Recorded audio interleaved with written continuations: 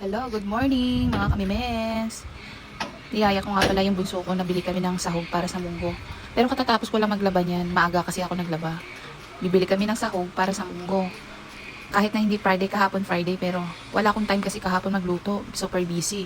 Kaya ngayon, magluluto ako ng munggo. Punta kami sa suki namin. At yan na nga, bibili ako ng pangsahog sa munggo. Ayan ang lola nyo.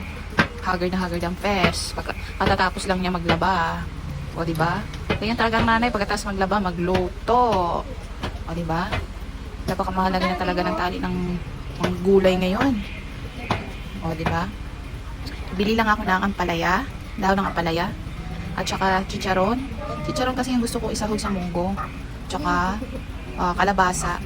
At meron din akong ampalaya sa ref, kaya ilalagay ko na din yun. Yun ang isasahog ko sa munggo. Yun ang uulamin namin para ngayong tanghali. At alam nyo, nagutom na rin ang memes ninyo dahil ang dami ko nang ginawa aga-aga pa lang. Ang dami ko nang ginagawa. O, diba, kahit walang pasok, busy, diba? Ganyan talaga mga nanay, Diyos ko po. Kaya tama lang talaga ng medyo chabi-chabi ang katawan natin kasi kung papayat-payat, naku po, kawawa.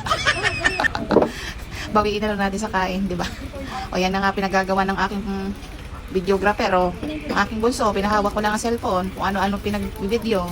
O yan. At yan na nga, lahat nga ng paninda ng suki namin, pinagbibidyohan niya. O diba, ang galing talaga ng videographer ko, ano? May talent talaga. O pati puwet ko, kinuhaan niya pa. O pati papaya. Kaya pala patawa-tawa, binibidyohan niya na pala ako. Loko talaga tong bunso ko, ano? Kaya pala gustong-gusto niya hawak ang cellphone ko. Yan ang aking, prepare ko na pala yung aking ingredients para sa munggo. Simple lang naman. Alam nyo naman, lagi na lang ang simple. At yan na nga, shortcut na lang. Dahil luto na ang aking munggo. So ngayon, ready na para magsaing. At para makakain na din, tanghali na. O siya, dyan na kayo. Thank you for watching.